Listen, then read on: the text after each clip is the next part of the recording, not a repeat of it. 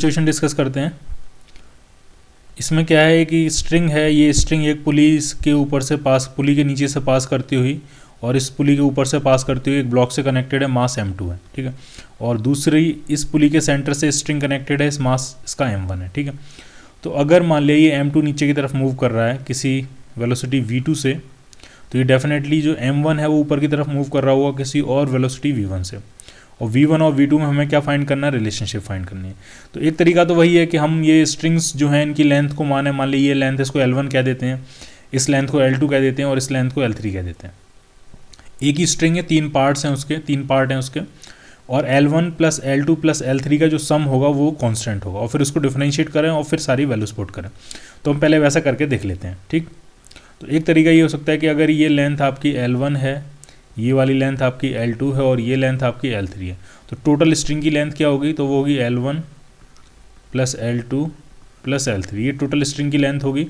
और ये किसके बराबर होगा, ये कांस्टेंट के बराबर होगा, क्योंकि स्ट्रिंग आपकी आइडियल स्ट्रिंग होगी, इन एक्सटेंसिबल स्ट्रिंग है, उसकी लेंथ जो है वो कांस्टेंट रहेगी, ठीक है। तो फिर क्या करते हैं, फिर इसको हम डिफरेंशिएट कर देंगे, तो ये आ जाएगा dL1/dt plus dL2/dt plus dL3/dt और इक्वल टू कॉन्स्टेंट का डेरिवेटिव क्या होगा, 0, ठीक है। L1 भी टाइम के साथ वेरी कर रही है, L2 भी टाइम के साथ वेरी कर रही है और L3 भी टाइम के साथ वेरी कर रही है। अब जरा L1 पे आप ध्यान कंसंट्रेट करो, L1 बढ़ रही है कि घट रही है। L1 ये जो लेंथ है ये टाइम के साथ बढ़ रही है, घट रही है। तो सिंस ये ब्लॉक अगर ऊपर की तरफ मूव कर रहा है तो ये पुली भी ऊपर की तरफ मूव कर रही होगी, तभी ये ब्लॉक ऊपर की तरफ मूव कर रहा है। और अगर ये पुली ऊपर की तरफ मूव करेगी तो डेफिनेटली L1 की ये जो लेंथ है ये डिक्रीज करेगी टाइम के साथ, और L2 की ये जो लेंथ है ये भी टाइम के साथ क्या करेगी, डिक्रीज करेगी, क्योंकि ये पुली कहाँ मूव कर रही है, ऊपर की तरफ मूव कर रही है।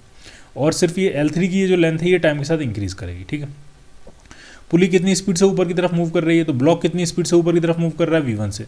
तो वो तभी पॉसिबल हो सकता है जब पुली ऊपर की तरफ कितनी स्पीड से मूव कर रही हो, v1 से, ठीक।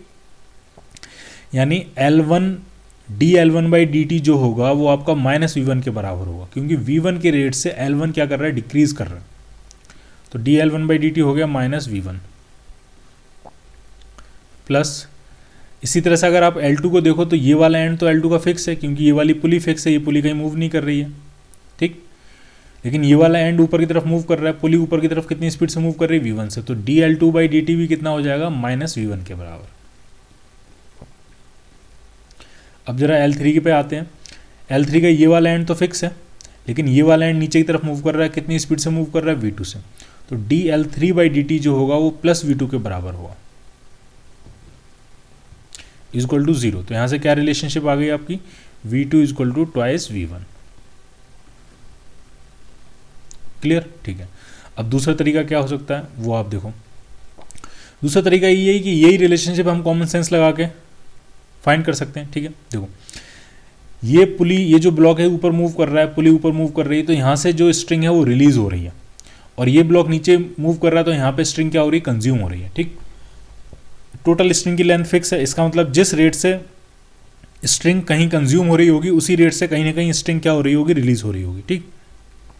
तो स्ट्रिंग कितनी क्या रेट से रिलीज हो जाएगी, ठीक है।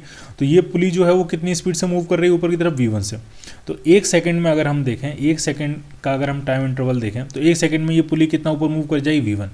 यानी v1 स्ट्रिंग यहाँ से फ्री हो जाएगी और v1 स्ट्रिंग इस तरफ फ्री हो जाएगी, यानी टोटल स्ट्रिंग कितनी रिलीज हो गई, 2v1 1 सेकंड में, ठीक है। 1 सेकंड का हमने टाइम इंटरवल लिया है, ठीक है। इतनी स्ट्रिंग क्या हुई है, रिलीज हुई है, और जितनी स्ट्रिंग रिलीज हुई है उतनी कंज्यूम हुई होगी। कंज्यूम कहाँ हो रही है, कंज्यूम यहाँ पे हो रही है। तो ये वाला ब्लॉक 1 सेकंड में कितना नीचे मूव कर जाएगा, v2, क्योंकि v2 का मतलब ही होता है मीटर पर सेकंड। 1 सेकंड में जो डिस्टेंस ट्रेवल होती है उसी को हम स्पीड कहते हैं। तो 1 सेकंड में ये ब्लॉक कितना नीचे मूव कर जाएगा, v2। यानी 1 सेकंड में यहाँ पे कितनी एक्स्ट्रा स्ट्रिंग की जरूरत पड़ेगी, v2 के बराबर, ठीक। तो ये किसके बराबर होगा, v2 के बराबर, ठीक। तो ये है 1 सेकंड में जो स्ट्रिंग रिलीज हुई है, और ये है 1 सेकंड में जो स्ट्रिंग कंज्यूम हुई है। और स्ट्रिंग टाइट रहनी है, स्ट्रिंग की टोटल लेंथ फिक्स रहनी है। तो जितनी स्ट्रिंग कंज्यूम हो रही, जितनी स्ट्रिंग रिलीज हो रही होगी उतनी स्ट्रिंग क्या हो रही होगी, कंज्यूम हो रही होगी, ठीक। तो आप ऐसे भी फाइंड कर सकते हैं, ठीक। एक तरीका और डिस्कस करते हैं, उसको पहली बार डिस्कस करेंगे, कर रहे हैं उसको पिछले जितने भी केसेस हमने सॉल्व किए अभी तक उन सब में अप्लाई कर सकते हैं। उसको कहते हैं टेंशन ट्रिक,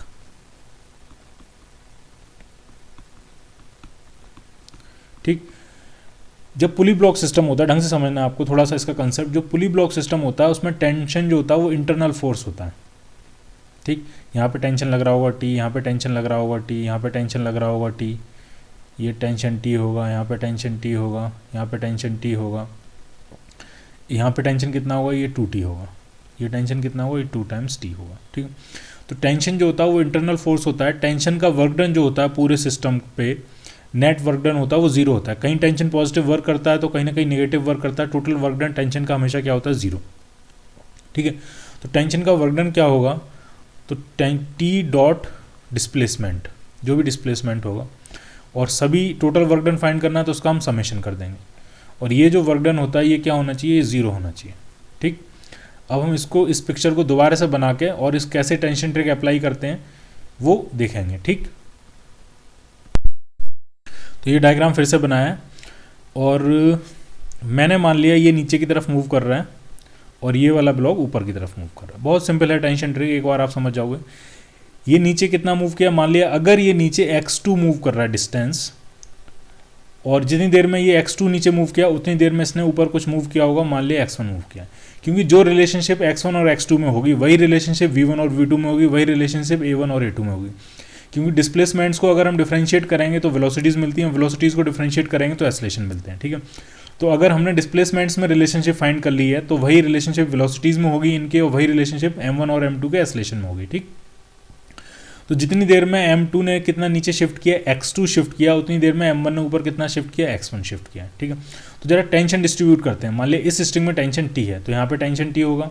टेंशन हमेशा अवे फ्रॉम द ऑब्जेक्ट लगता है, इसमें भी टेंशन t होगा, इस स्ट्रिंग में टेंशन t होगा, यहाँ पे टेंशन t होगा, इधर टेंशन t होगा और इधर टेंशन t होगा। टेंशन हमेशा कहाँ लग रहा है, अवे फ्रॉम द ऑब्जेक्ट। जब रूफ पे दिखा रहे हैं तो अवे फ्रॉम द रूफ, जब पुली पे दिखा रहे हैं तो अवे फ्रॉम द पुली, जब इस ऑब्जेक्ट पे दिखाया तो अवे फ्रॉम द ऑब्जेक्ट, जब पुली पे दिखाया तो अवे फ्रॉम द पुली, ठीक। इस पूरी स्ट्रिंग में, जब एक स्ट्रिंग में एक टेंशन होता है, अगर ये पूरी स्ट्रिंग सेम है तो इस पूरी स्ट्रिंग में टेंशन क्या होगा, सेम। तो अगर मैंने यहाँ से टी मानना शुरू किया तो इस पूरी स्ट्रिंग में टेंशन क्या होगा, टी, ठीक। अब जरा इस स्ट्रिंग में देखते हैं, ये अलग स्ट्रिंग है। तो जो भी मासलेस पुली होती है, ये आपको ध्यान रखना है, अगर कोई मासलेस ऑब्जेक्ट है, मासलेस पुली है, तो उस पर नेट फोर्स हमेशा जीरो होगा, चाहे वो मूव कर रही हो या ना मूव कर रही हो। ढंग से समझना, फोर्स इज इक्वल टू क्या होता है, मास इनटू एक्सेलरेशन। चाहे अगर मास जीरो है तो चाहे एक्सेलरेशन जीरो हो या ना हो, एक्सेलरेशन जीरो, उस पर फोर्स हमेशा क्या रहेगा, जीरो। क्योंकि अगर मास जीरो हो गया तो मास जीरो में, जीरो से किसी से मल्टीप्लाई करेंगे तो टोटल टर्म क्या हो जाएगा, जीरो। तो मैं फिर से रिपीट कर रहा हूँ, इंपॉर्टेंट पॉइंट है, ढंग से समझना है आपको इसको। अगर कोई मासलेस ऑब्जेक्ट है, वो चाहे पुली हो सकती है, स्ट्रिंग हो सकती है, कुछ भी हो सकता है, ठीक है। तो मासलेस ऑब्जेक्ट चाहे एस्लेट कर रहा है या नहीं कर रहा है, एस्लेशन चाहे उसका जीरो है या नॉन जीरो, अगर मासलेस ऑब्जेक्ट है तो उस पर फोर्स हमेशा क्या रहेगा, जीरो रहेगा, ठीक। तो वही देखो आप यहाँ पे, ये पुली जो है वो मासलेस है, ये एस्लेट कर रही है, ऊपर की तरफ मूव कर रही होगी। अगर ये ब्लॉक ऊपर की तरफ मूव कर रहा है तो ये पुली भी ऊपर की तरफ मूव कर रही होगी, लेकिन इस पर नेट फोर्स हमेशा क्या रहेगा, जीरो। तो अगर ऊपर की तरफ इस पर फोर्स टेंशन और टेंशन टी और टी 2t है तो नीचे की तरफ भी फोर्स क्या होगा, 2 टाइम्स टी। और इस स्ट्रिंग में अगर 2t है तो यहाँ पे भी फोर्स क्या लगेगा, 2 टाइम्स टी, ठीक। टेंशन ट्रिक क्या कहती है, टेंशन ट्रिक सिंपली ये कहती है कि टी डॉट एक्स, टेंशन का जो वर्क डन है, फोर्स डॉट डिस्प्लेसमेंट होता है वर्क डन, इन सभी वर्क डन का समेशन कितना होगा, जीरो होगा, ठीक है। अब जरा देखते हैं, आपके पास दो ब्लॉक हैं, एक m1 ब्लॉक है, एक m2 ब्लॉक है। m1 ब्लॉक पर टेंशन 2t ऊपर की तरफ लग रहा है और डिस्प्लेसमेंट x1 ऊपर की तरफ है, तो m1 पे जो वर्क डन होगा वो क्या हो जाएगा, 2t इंटू x1। जब फोर्स और डिस्प्लेसमेंट एक ही डायरेक्शन में होते हैं तो वर्क डन क्या होता है, पॉजिटिव, ठीक। अब जरा m2 पे पहुंचते हैं। m2 पे टेंशन ऊपर की तरफ लग रहा है लेकिन डिस्प्लेसमेंट नीचे की तरफ हो रहा है, दोनों के बीच में, टेंशन और डिस्प्लेसमेंट के बीच में कितना एंगल है, 180 डिग्री। तो वर्क डन क्या हो जाएगा, वर्क डन होगा नेगेटिव, ठीक है। वर्क डन का फॉर्मूला अगर आपको याद हो तो सिंपली क्या होता है, F dot S, dot product का एक्सपेंशन क्या होता है, एफ एस कॉस थीटा। अगर थीटा जीरो है तो वर्क डन पॉजिटिव होगा, थीटा 180 डिग्री तो वर्क डन नेगेटिव होगा। या फिर ऐसा समझो आप, थीटा अगर 0 और 90 के बीच में तो वर्क डन पॉजिटिव होगा, थीटा आपका 90 और 180 के बीच में है तो वर्क डन क्या होगा, नेगेटिव होगा, ठीक। तो इसका वर्क डन क्या होगा, टेंशन ऊपर लग रहा है, डिस्प्लेसमेंट नीचे की तरफ, तो इसका जो वर्क डन होगा वो होगा minus times T into x2। Force into displacement negative इसलिए लगाया क्योंकि अपोजिट है, और यही दो ही ऑब्जेक्ट हैं सिर्फ m1 और m2, इन्हीं दोनों के बीच में एक्सेलरेशन, इन्हीं दोनों की वेलोसिटीज़ के बीच में रिलेशनशिप आपको फाइंड करनी है, और टोटल वर्क डन क्या हो जाएगा 0।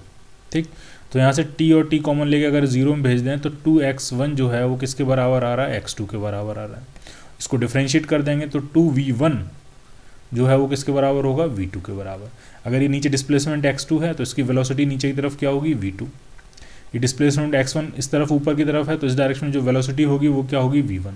तो v1 और v2 में आपने तुरंत एक रिलेशनशिप फाइंड कर ली। ठीक है, अगर हम पिछले तरीके से जो हमने फाइंड किया था वो अगर देखें तो वो भी यही आ रहा है, 2v1 इक्वल टू v2। तो एक तरीका ये भी हो सकता है टेंशन ट्रिक। ठीक है, तो अभी तक हमने 3 तरीके देखे हैं टोटल। एक तरीका तो ये है, टोटल लेंथ लिखो स्ट्रिंग की, उसको कांस्टेंट लिखो, उसको डिफरेंशिएट करो, सारी वैल्यूज पुट करो। दूसरा तरीका क्या होता है, कॉमन सेंस। और तीसरा तरीका क्या है आपका, टेंशन ट्रिक। ठीक है, आगे जितने भी क्वेश्चंस करेंगे या पीछे हमने जितने भी क्वेश्चंस किए हैं उन सब के आंसर आप फाइंड कर सकते हो टेंशन ट्रिक अप्लाई करके। क्लियर।